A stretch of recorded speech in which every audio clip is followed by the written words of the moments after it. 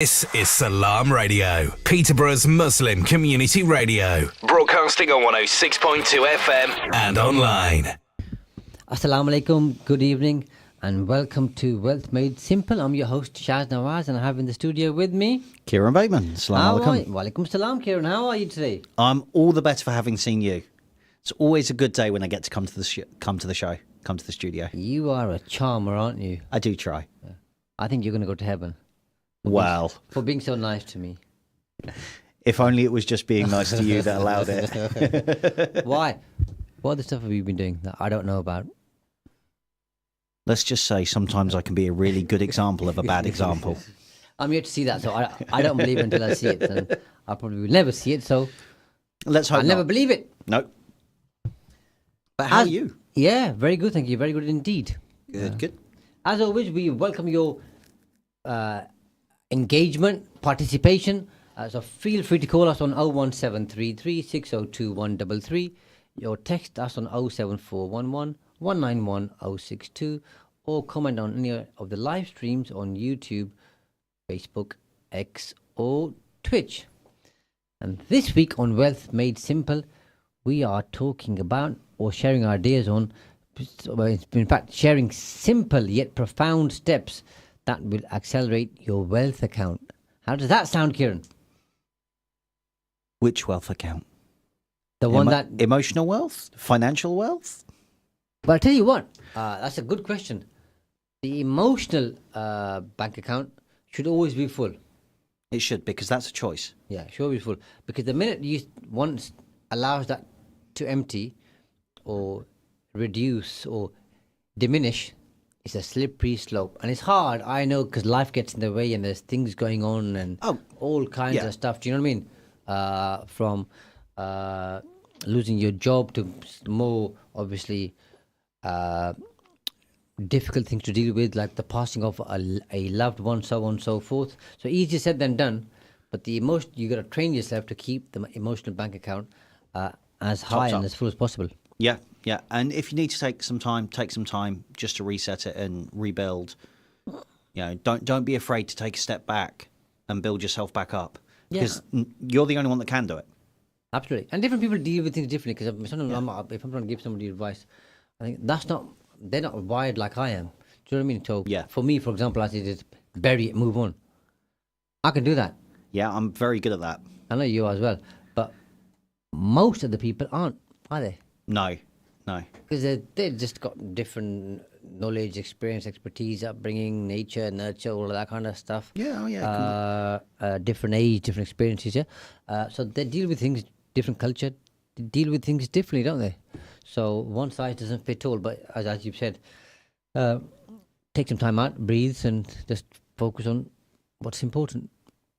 So that's the emotional bank account, although that could be a whole episode on that.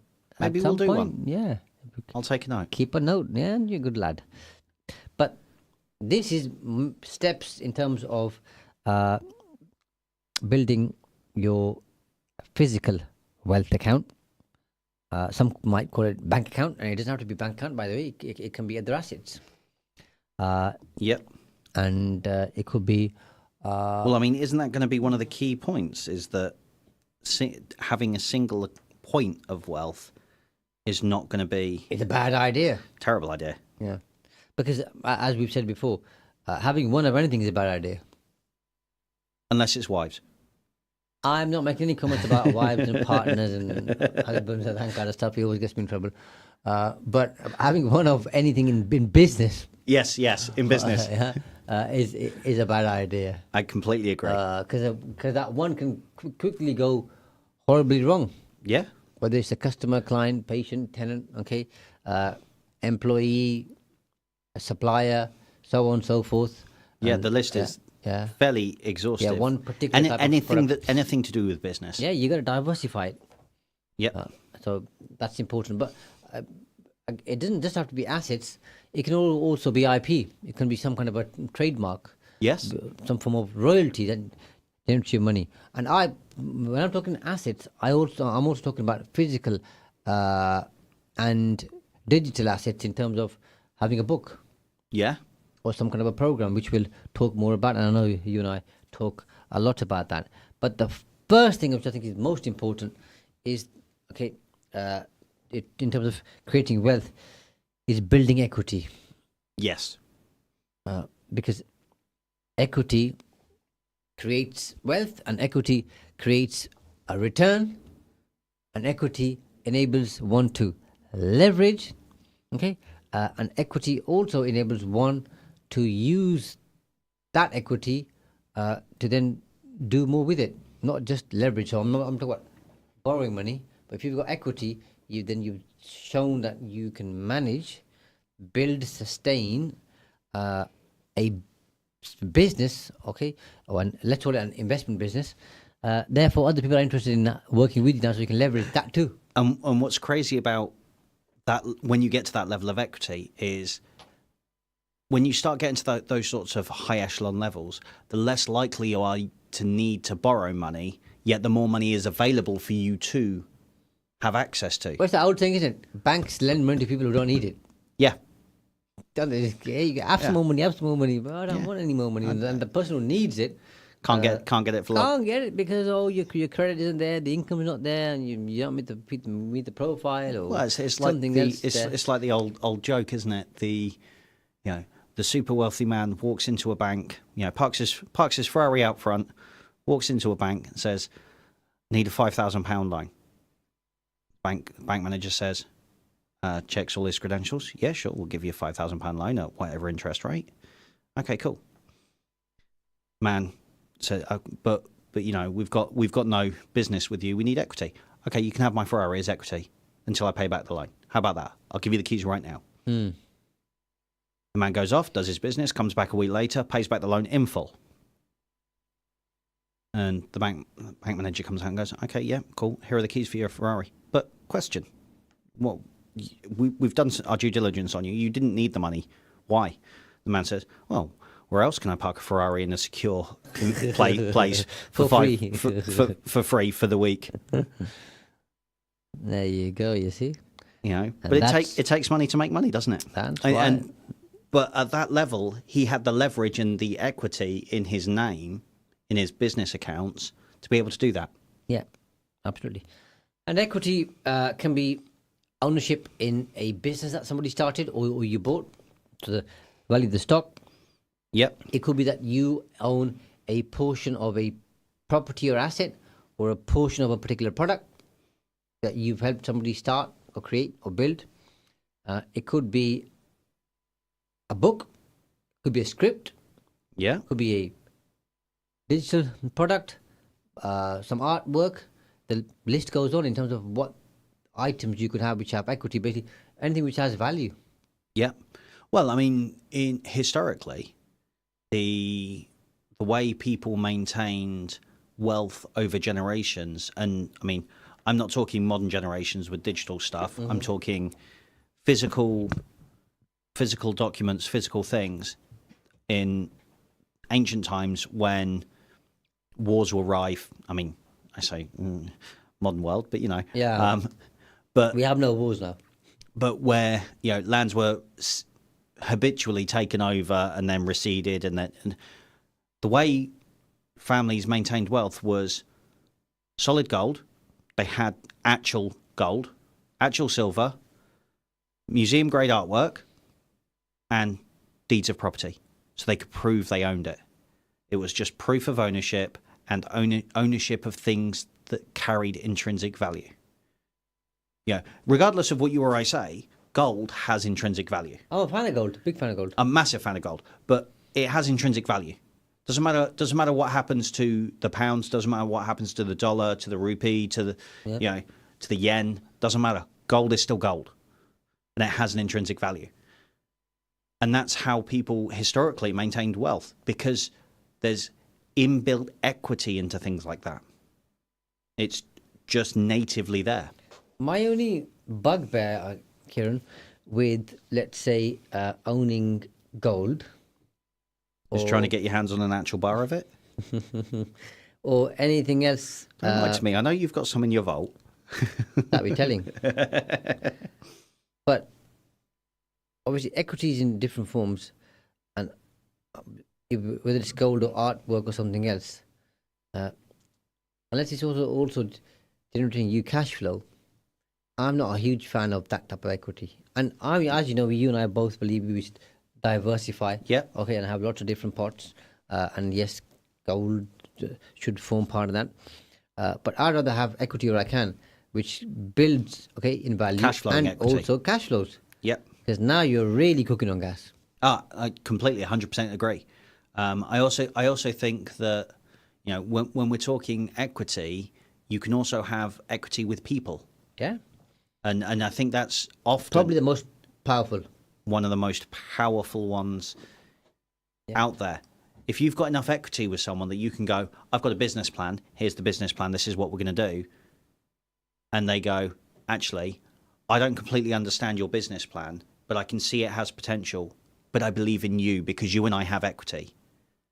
You're onto a winner. Relationship equity. Yep. Yeah. And that's so important. That's a big one. So important. And it comes down to your network. How well have you networked? How well have you communicated with people? Because that helps you create ultimate leverage. Yeah. Because only so much of your own money you can invest because you'll run out. Eventually, yeah. The average person.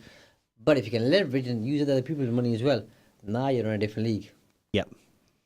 And that takes us nicely to the second idea, which is compound return.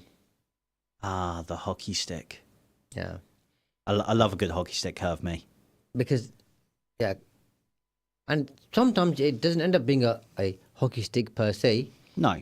But as long as it's increasing year on year, so like I was saying earlier, and as you fully understand and appreciate, having equity and then having income and then using that income, let's say you got a 5% return, just keep the numbers really easy. Yep. Okay, and then now, because that's income from equity, let's say you've got another business or some other form of income, so you don't need that. You're investing that 5% every year as well. Then the return on that, now you're compounding, Kieron, aren't you?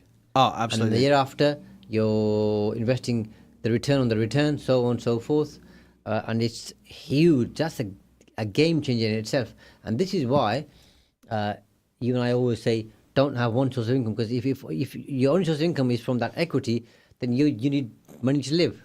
So therefore, you've got nothing left over to invest, or not as much. Yeah, exactly. And I mean, to really hone the point of how compound equity works in your favour, there's that common question. Would you rather have £2 million, I'll give it to you right here, right now, or a penny that doubles for 30 days? A penny that doubles for 30 days.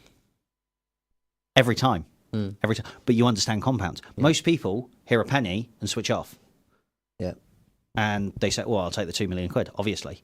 A penny that doubles every day for 30 days lands you with £5,368,709.12. Good going, isn't it? More than double what you were offered with the $2 million. That's the power of compound interest. Or that's the power of compounding your equity year on year. Unless you're really good and you can take the £2 million on day one and then treble it in 30 days. Yes. Which makes the same point about compounding return. Leverage, Kieron. Share your thoughts on leverage, because I know you're a big fan of this. I am a massive fan of leverage. And leverage is one of those really nice things that is wholly misunderstood. And the people who understand it make money with it. The people who don't understand it is the majority. And that's why most people struggle, in my opinion. I think that when you understand what you have to understand yourself first, when you understand who you are, what you offer, what you can do, then you can leverage yourself out, use your skills as leverage. And other people's. Yeah. So labor, workforce. Yeah. But if I go for a job interview, I am very confident in my abilities. I know what I'm worth, and I use that knowledge, that experience that I have to leverage a salary. Yeah. But every job interview is a negotiation for me. Yeah. It's not I don't come and sit in front of you and answer your questions and then have no questions of my own. This isn't a job interview for me personally, isn't about just about the job, because if I've applied for the job, I'm 90% confident that I can do it and I can do it well. The interview for me is whether or not I like you enough to work with you. And I say work with, not work for. Yeah. Because I think that you create more of a balance and add value to a company by working with people. Absolutely. If I can work with someone, then can they work with me? That's the purpose of the interview. The interviews, and then it's just, can I leverage my experience and my knowledge to get what I want from that person? And are they willing to trust that I know what I'm doing enough to pay what I'm asking? If the answer is yes on both sides, then we strike an accord and we move forward. Happy days. If the answer is no, either way, then because it's that negotiation and I have that leverage, I have that confidence, I can walk away from that situation and go, okay, not this time around, not for me. Yeah. No hard feelings. And that's the key point is, if your leverage doesn't work, don't get angry about it. Yeah. Change. Find something that changed. Learn something from it. I was watching a video over the weekend, one of a number. It was an American director, and he was talking about having different cuts, and when you got different budgets. If you've got a big budget, you can sit in the studio and have different cuts. If it doesn't work, you can go back and refilm. If you've got a very small budget, you basically got to make your work, okay, as you're recording stuff, yeah? Yep, first round. And he was talking about how smart and intuitive you have to be to do that, okay? That's hard work. Having a big budget and going back and forth is easy, and easy to some extent, okay, from the point he was making. But the really good point he made, which fits in with leverage, he said, is when you're out there recording stuff and you've chosen a team of people to work with you, and that's the reason why you've chosen them to work with you. If they're giving you advice about a certain shot, a certain scene, okay, don't be stubborn. Listen to them. Yes. That's the reason why you chose them to be on your side, and there's the reason why you hunted them down to some extent and sold the idea of making this movie with you. Okay, so don't ignore their advice. Yeah, and that's the thing about working 100% with people. agree. Do you know what I mean? Yeah. And having a team, I think and it's really important. Yeah, and to expand on that slightly further, when you go into a company and work for someone, you have very little leverage because you're working for someone, you do as you're told. But you also have less incentive to do well in your own brain because you've already decided, I'm going to do what I'm told. Follow instructions. I'm going to, oh, well, this needed doing. Well, you didn't tell me. Very little initiative goes on there. When you go into a company and you're working with someone, oh, this needed doing, so I sorted it out. I added value to what I bring to the table. And suddenly, more doors open because now you're not just having conversations with, be them on paper your manager. You're not having conversations with them going, you need to do X, Y, and Z. You're having conversations with them going, I did X, Y, and Z. I also did A, B, and C. And I noticed that we need D, E, and F sorting. And I thought of a way to do that. And then suddenly it's a collaboration and you're working together. Yeah. And you'll be amazed at how quickly an equilibrium is built where you can go and have an honest conversation and you are not the labor leverage. You are an intrinsic part and you leverage that relationship with them to benefit yourself as well as the company. I always think it's short-sighted when you got 2, 3, 4, 5, one or more other person with you, alongside you, and you don't ask their opinion. Yeah. Because worst case, don't take their advice or their opinion or their recommendation, their suggestion. Best case, they might tell you something that you haven't thought of. Yeah. And more often than not, they will. Cufflinks. Yeah, exactly. So you're going to miss stuff which they'll spot because they're seeing things from a different angle, different perspective. So we can leverage capital, leverage workforce, leverage media. Yes. Which is a big one, isn't it? Oh, massive. So using other people's celebrity and their media and their reach, leverage that. And then the best one is leverage ideas. Yeah. Oh, yeah. How can I apply that in my business? How can I make it different? How can I make it better? How can I improve it? How can I simultaneously do things? Yeah. And pretty much the media and the ideas are pretty much free, if you know what I mean. As long as you've got the contact connections to leverage people's reach, Yeah, and that's the thing. usually be free. Yeah. And Unless you got a celebrity where you're paying them, okay, a partnership. but then they're not putting you on their media. They're coming on your media. Yeah. So you're leveraging their status to improve your reach. But if you're using their reach, and then you've got the right type of contact, it's gonna help you scale your ideas and your presence and your influence, and you increase your wealth exponentially. And if you're going to leverage influencers, famous people, things like that, are you leveraging generically famous people?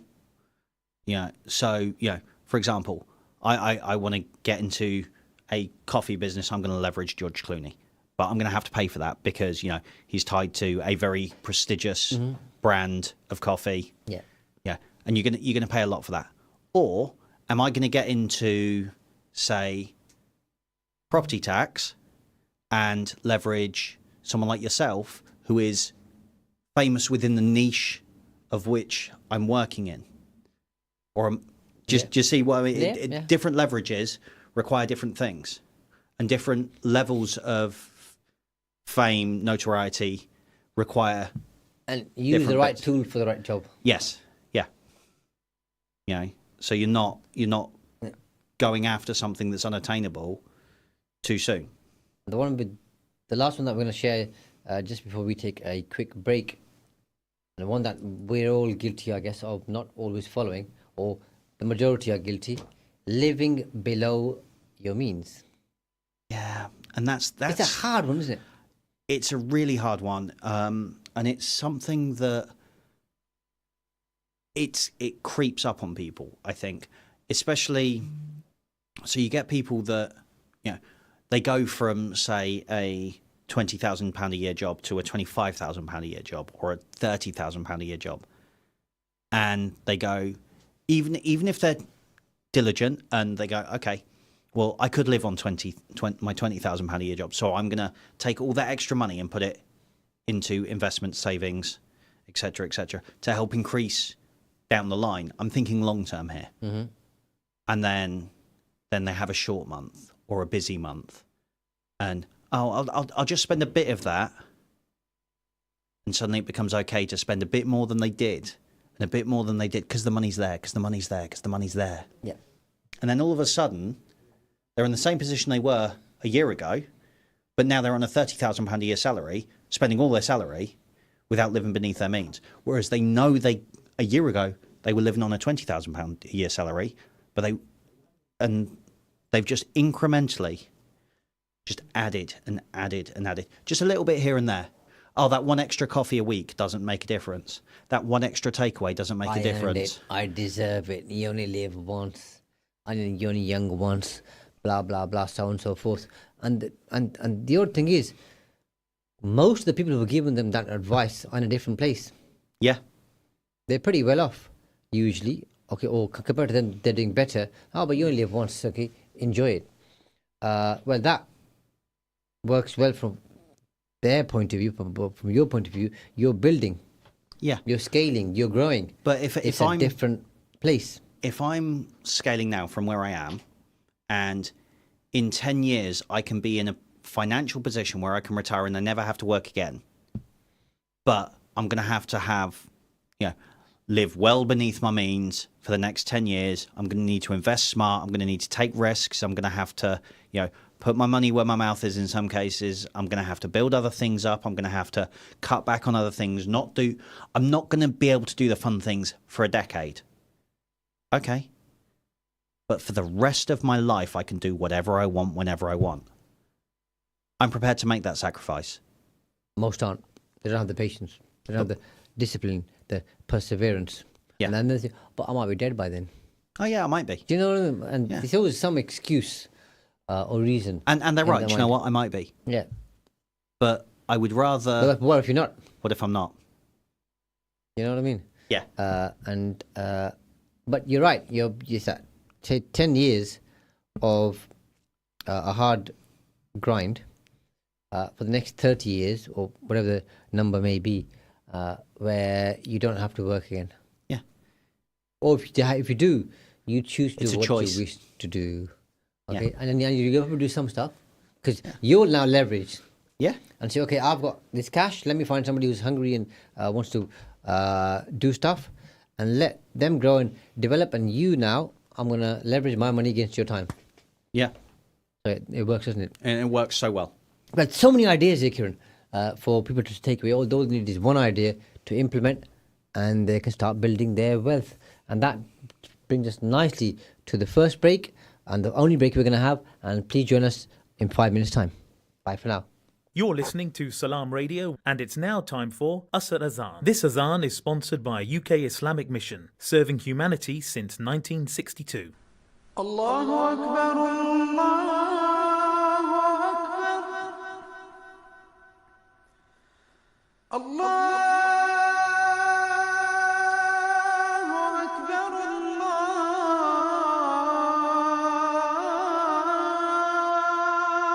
Akbar. Ashhadu an la ilaha illallah.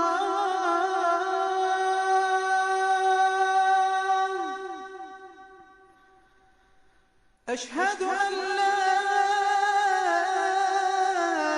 إله إلا الله.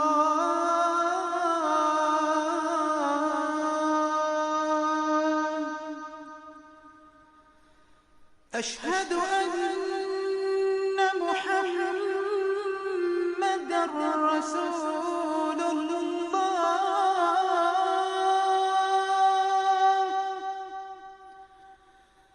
أشهد أن محمدًا رسول الله.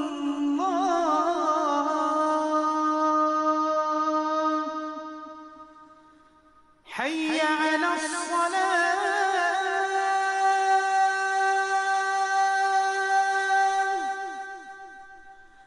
حي على الصلاة.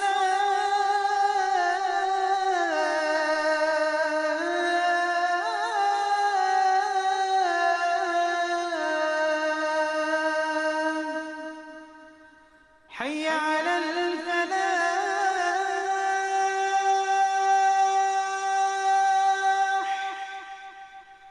حي على الفلاح.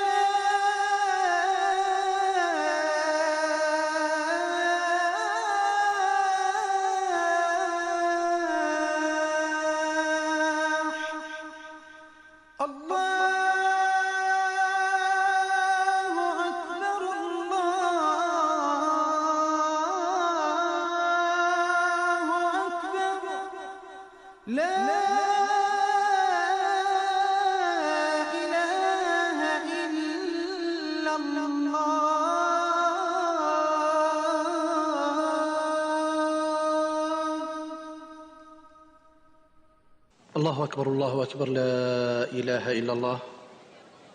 اللهم صل على محمد وعلى آل محمد كما صليت على إبراهيم وعلى آل إبراهيم، وبارك على محمد وعلى آل محمد كما باركت على إبراهيم وعلى آل إبراهيم في العالمين إنك حميد مجيد. اللهم رب هذه الدعوة التامة والصلاة القائمة آت محمدا الوسيلة والفضيلة وابعثه مقاما محمودا الذي وعدته. اللهم آتنا في الدنيا حسنة وفي الآخرة حسنة وقنا عذاب النار. اللهم بك نحيا وبك نموت وإليك المصير. رضينا بالله ربا وبالإسلام دينا وبمحمد صلى الله عليه وسلم نبيا ورسولا. اللهم صل على سيدنا محمد النبي الأمي وعلى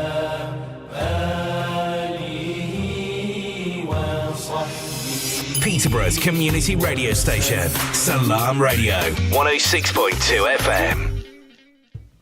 Assalamu alaikum. You're listening to Salam Radio on 106.2 FM. And if you've just joined us, thank you for joining. And if you've rejoined us, thank you for rejoining. Amazing. Always nice to have you. Always nice to have you. Absolutely. And a lot of people do actually listen to the show. I'm glad. I hope it's helpful for people. They do give me feedback and say, Kieron was really good, Shaz, and you need to work on your skills. And I said, it's a lifelong skill. I'm working on it. I'm trying.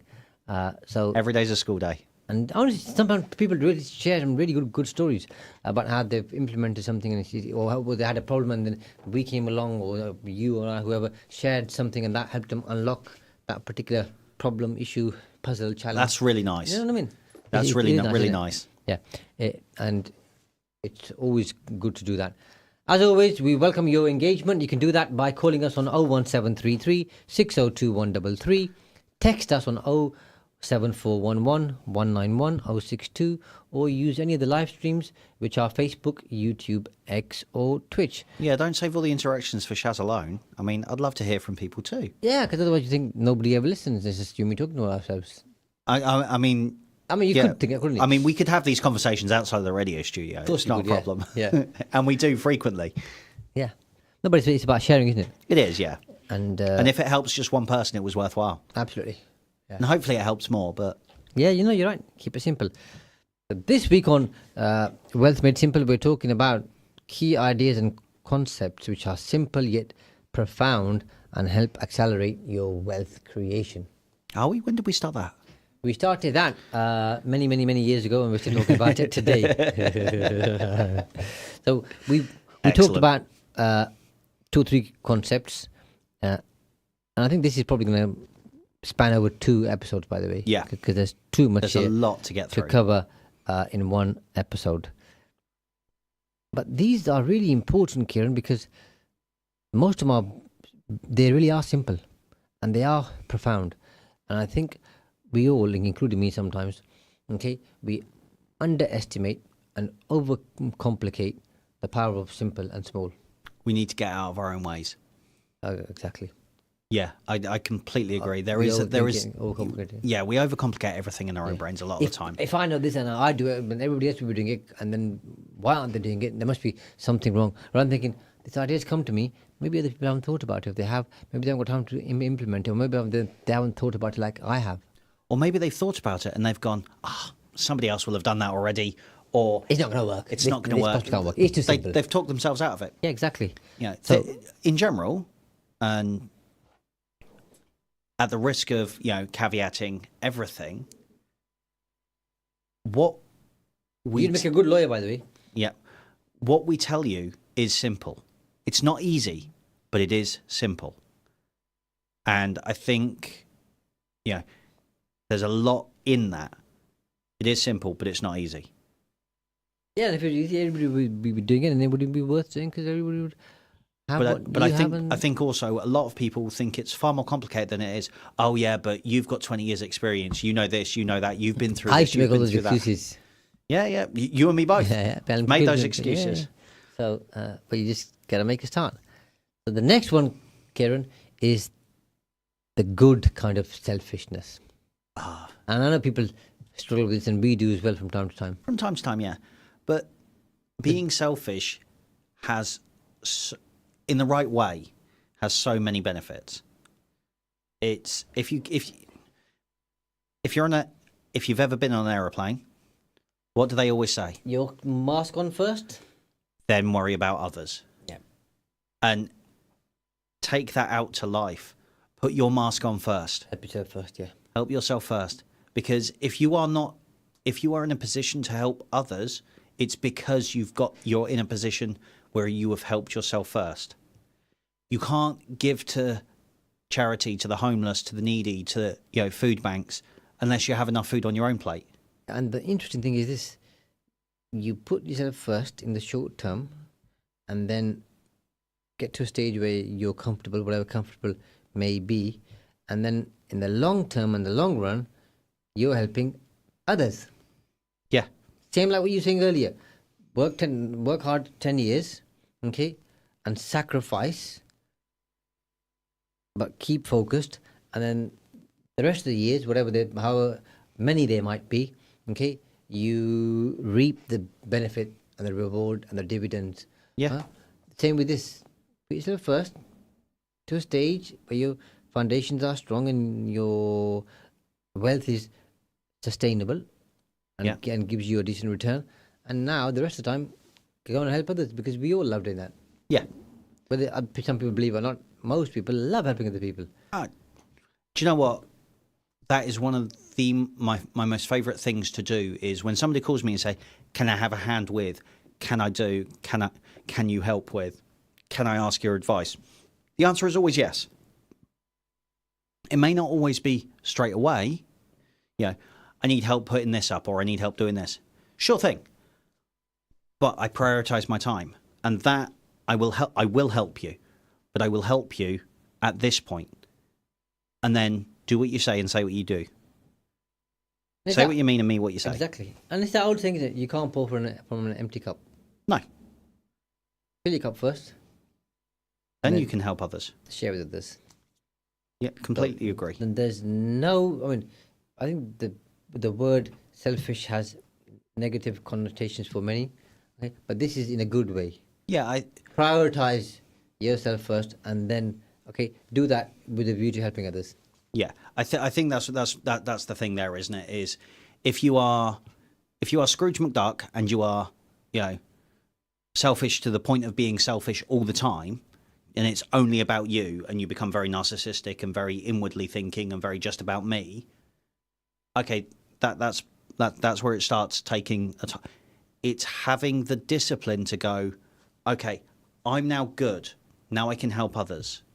Rather than, okay, I'm now good, but I could be more good. Mm-hmm. I'll keep worrying about me.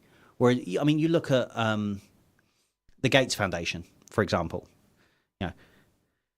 It took a great many years before that became widely known. Mm-hmm. But, Bill Gates has, does a lot of good, a lot of help. He gives out a lot. But he took care of himself first. He sorted himself out first. Yeah. And I don't begrudge that, because he is now doing lots of good. Good, yeah. This comes back to Maslow's hierarchy of needs, isn't it? Yes. Self first, and then... And if you don't know what Maslow's hierarchy of needs is, I encourage you to go on a search engine and look it up. Yep. Because it's the foundation of so many things. And as you said earlier, having a strong foundation. It's like, if you're going to build a house, you don't build a house in a swamp with no foundations. You don't just start laying bricks, because that house is going to fall down, or it's going to sink, or any other number of problems that you're going to have with it.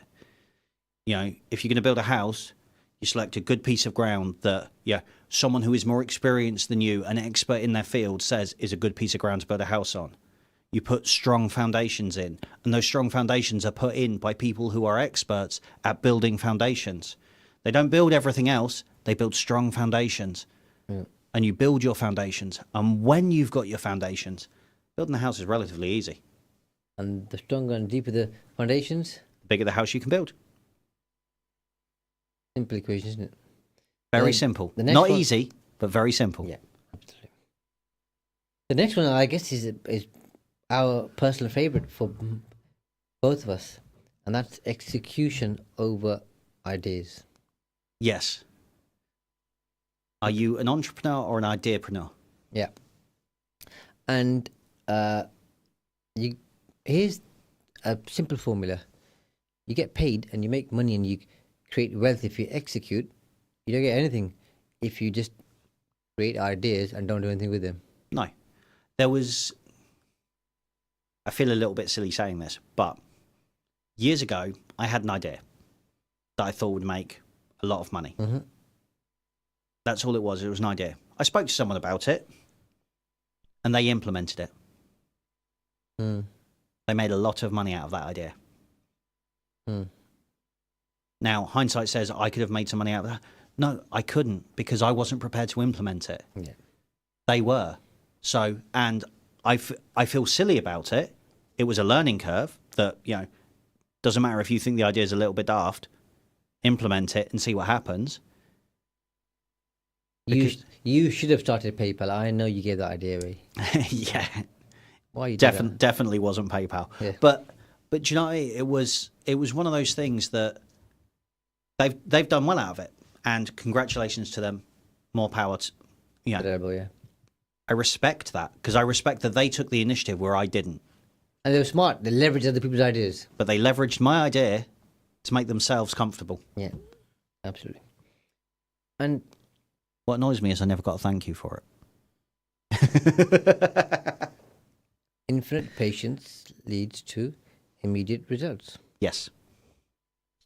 And I think sometimes people get bogged down about how am I going to do something. And what's really important, Kieran, is how you do something. It's how you do everything. Yeah, how you do something exactly. Has more of an impact than what you do. Yes. Because if you do something and this isn't right, you change direction. You try again, you try again, you try again. How many stories have you heard? I heard. Listeners, viewers have heard. Okay, or people failing, and then succeeding. Everyone's a 20-year overnight success. Yeah. Yeah. Elon Musk has been in the news for the last, 5 years? Mm-hmm. Maybe 10 at a push? Yeah. How long has he been in business? A lot longer than that. Same with Warren Buffett. With Warren- an even longer time Yeah. become known. Nobody knew who he was 30 years ago. But he was still one of the richest men in the world 30 years ago. A really good business growth strategist is an author and he's written some really good books. Alan Weiss is an American guy. Yeah. Said something. I know of his work. Yeah. And I met him at the Institute of Directors in London. And he's a fabulous thinker. And he said, imperfect action always beats perfect conceptualization. Yeah. Yeah, I would agree with that. And Yeah. I also think there was, I forget his surname. While you think about it, because execution beats obsession every single day. No matter how you obsess and how passionate you are, if you're executing, you're doing stuff. If you're doing obsessive and passionate, good, but that's not going to put money in your bank account. No. Let's be crude about it. Yeah, at the end of the day, if I sit at home and go, I've got this really idea for, a life-changing, a world-changing product,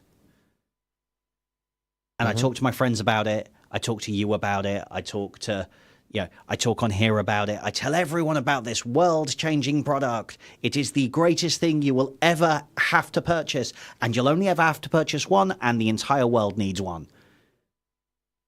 And that's all I do with it. It is a perfect product. Okay, but what have you done with it? Well, I've talked about it. Yeah. Okay, great. Is that paying your bills? Nope. Is that putting food on your plate? No. Now, if I've got a mediocre to average product, because let's be honest, a lot of them are, and I go, okay, yeah, but here's the design, here's the build, it's now on a shelf somewhere, you can buy it, it's $12.99, and I sell, 1 million of them. It's 12 million quid. Sell 100,000 of them. It's 1.2 million. Suddenly you're comfortable. Suddenly the rules that govern your life change. Yeah. But it's not a perfect product. No. It doesn't need to be, because you took action. And made it happen. You did something with it. And it's iterative, as you know. And you change it, refine it. Learning, change, refine, improve. No matter who you ask, whatever product it might be, they're all looking to improve it, enhance it. Yeah. Increase its value, increase whatever value it gives to the customer. Yeah. Is Amazon the same company that it was 20 years ago? Yeah, the same company was last year. No. You know? Is Apple the same? Things No? change. I think all the time. All the time. And don't be afraid to. That's, I think, one of the biggest things here is don't be afraid. Whether it's don't be afraid to take action, don't be afraid to admit you're wrong. Takes courage. It takes a lot of courage to say, actually, do you know what? That didn't work. Maybe we should go in a different direction. Yeah. Don't be afraid of that. Don't be stubborn. People will Because respect money that. doesn't like people who are stubborn. No, And be fluid. Talked about that on flow like water. Be like water, my friend. We talked about compound return. I think with that, Kieran, what's really important is agreeing. Okay, I'm looking for a word I can't find. I said compromise, but no, it's not compromise. Okay, making peace with the fact that overnight success, get rich quick, isn't going to work. No. So focus on slow, incremental, regular, frequent, constant, measurable progress. I think that's there. If you look at all the people that go from one harebrained get rich quick scheme to a next to a next to a next. They're called schemes for a reason. Yeah. But if you look at the people that invest and they put so Shiny much object syndrome, isn't it? they put so much time and effort into this get rich quick scheme, this one, then this one, then this one, then this one, then this one, and they do a lot of work for each of these schemes that never seem to pan out. If they had picked one get rich over time scheme or get rich over time product, whether that's an intellectual product, whether that's a group dynamic, whether that's a physical product, whether that's a digital product, doesn't matter. If they'd have put the same effort into that consistently in all the 200 different get rich quick schemes that they have, they would be there. But it would have taken them 10, 15, 20 years. And there's so many examples, aren't there? Yeah. Again, the biggest one is Charlie Munger and Warren Buffett. Yeah. But I think last week we might have talked briefly about Jim Collins and Good to Great. Good to Great, yeah. And another great book he's got is Great by Choice. Yes. And he shares the example of Captain Scott and some other guy. I can't remember his name now. Okay. And they were having a race, I think, to get to the North Pole or the South Pole. I can't remember now. Okay. And the other guy, whose name escapes my mind, would do the constant, let's say, 5 miles or kilometers or whatever every single day, no matter what the weather, what his mood, okay, Yeah. what's going on, okay. And Scott would do more when he was feeling good, less when he wasn't. And guess who won? Not Captain Scott. Scott. He didn't. So it's doing those small things regularly. And whether people talk about exercise, whether people talk about reading, I always say to people, read 5 minutes a day. Oh, I don't like reading. Just read 5 minutes a day. Because 5 will grow. Oh, yeah. But Easy. 5 minutes every day on a topic, okay, after a week, a month, okay, 6 months, you know more about that topic than you did at the start, and more than probably most of the people, apart from the experts. And now you're starting to realize the benefit of compound return. Yeah. And small incremental steps that you're taking frequently every single day. Yeah. You don't go to the gym once and become in shape. Yeah. It's incremental. Same with everything. And people seem to You don't misunderstand become an that actor by just showing up once. Do you know what I mean? Yeah. You don't become a surgeon by just attending one class. No. It's regular, ongoing. And we understand frequent. that in everything. Yeah. In medicine, in sport, all of these things we understand it. But when it comes to ourselves, we seem to forget it. Yeah. Yeah. And I ask you this: how many years did you spend in school? Too many, but I had no choice. Yeah. Yeah. I hear that. But how many years did you spend in school? 14. Right. So you spent 14 years in school where you were probably, you learned the things you had to learn because you had to get through it, but you were probably too young to appreciate what it meant and what you needed to learn. If I ask you to go back to school now for 14 years, everything in your life will be paid for by somebody else because you're going back to school for 14 years at the age you are now. Not necessarily, on the same curriculum, but to learn things for 14 years. After those 14 years, do you reckon you'll be wealthy? Yes. Almost guarantee it, can't you? Yeah. Because 14 years of compound learning, refining, understanding, implementing. There's only one place you can end up. Absolutely. And this is why I think people always look for big shifts, big gains, big changes, big improvement. Yet these things happen on a small incremental level. Big, Consistency, audacious, crazy goals are fantastic. But small regular steps. iterations to get there. Small steps to get there. Consistent. Small, consistent steps to get there. Have the audacious goals. And that links nicely with Malcolm Gladwell and the 10,000 Yes. hours. Yes. That's incremental, isn't it? Yeah. You're investing time every single day, every single week, every single fortnight, month, so on and so forth, to get to a level of world class. Yes. And you ain't going to be able to spend 10,000 hours in one sitting. No. You know? No, you can't. You So can't. have that discipline. It's taken me. I've got over 10,000 hours in my discipline. I've got over 20,000 in my discipline. Is that why you're a good talker, is it?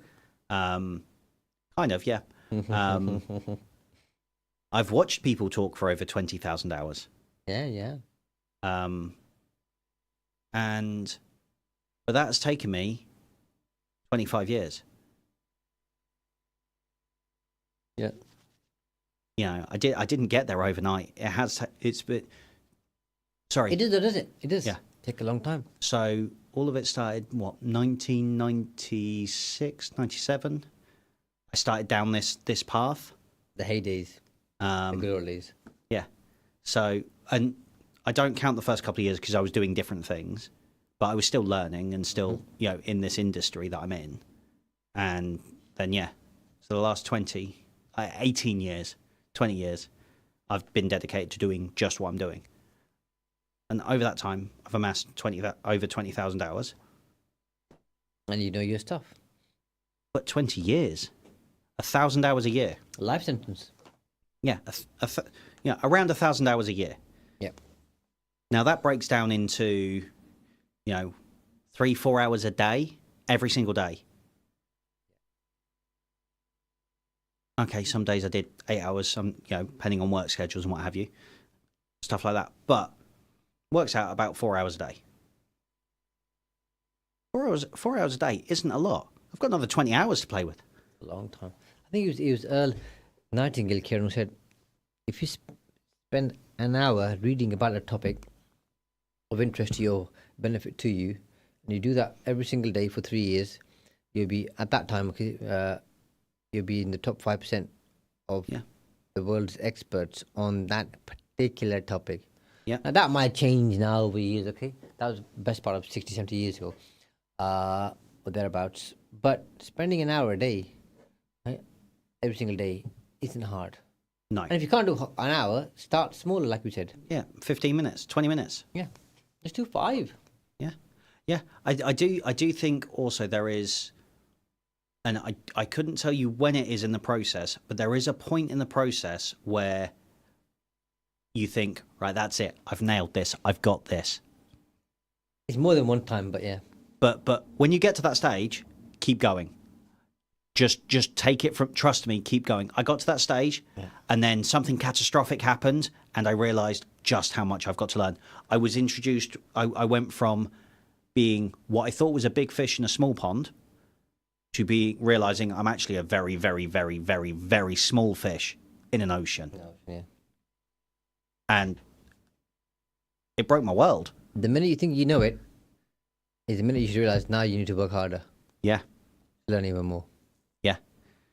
Because then you've got a little bit of knowledge, which is, as you know, a dangerous thing. Dangerous thing. I know enough to be dangerous. Yeah. That's the phrase for a and reason. people who know a lot of stuff, let's call it infinite, although it's never infinite. Let's call it that. If you ask them, they'll always say, every day is a school day. I've got more to learn. Because the more you learn, the more you realize, the less you know. So therefore, the more you want to learn. And that's where I am now. I'm at the stage where I go, actually, there's still a lot to learn. And I know there's a lot to learn. And I know there's practitioners who are far better than me, far more ahead than me, been doing it longer than me, know more than they've forgotten more than I've ever learned. Yeah. But I had to get through that arrogant phase of, I've got to this stage. I know where I'm at. I'm good at this. All right. Just like all your martial arts teachers and gurus. Yeah. The higher up they go, the more humble they are. Yes. And the less they show off about what they know. Yeah. And the more they teach you about learning and the more they're learning themselves. It's all about learning. It's odd, isn't it? It's weird. But interesting. The more you learn, the more you want to learn. Yeah, the more you want to learn. Okay? It's a bug. And this is what I always do. Because A lot of people say, "Oh, I don't like reading." So it's easy for you to say you read blah blah whatever. So Audiobooks. say, no, yeah, but unless you physically can't read, just try. Just pick anything. It doesn't have to be on business. No, Read of something course that not. interests you. On history or biographies or autobiographies or politicians or countries or wars if you're interested in war or whatever. One's interested. Just find something, Just read. but take action and leverage what action you take against everything else. If you read enough, Kieran, it compels you to take action after a while. Yes. It's as simple as that. And I think reading transforms lives. 100%. And I think it's Undoubtedly. Books are a person's best friend. And knowledge is power, as we know. Yep. And specific knowledge, which we can talk about next week, by the way, Specific knowledges. Yep. is even more powerful. And that winds up this week's episode. I hope you find it useful. I hope you find it enjoyable. I hope you're going to implement something. Share with us your return on Thoughts? investment. And we'll see you next week. Same place, same time. Take care for Stay now. tuned to Salam Radio after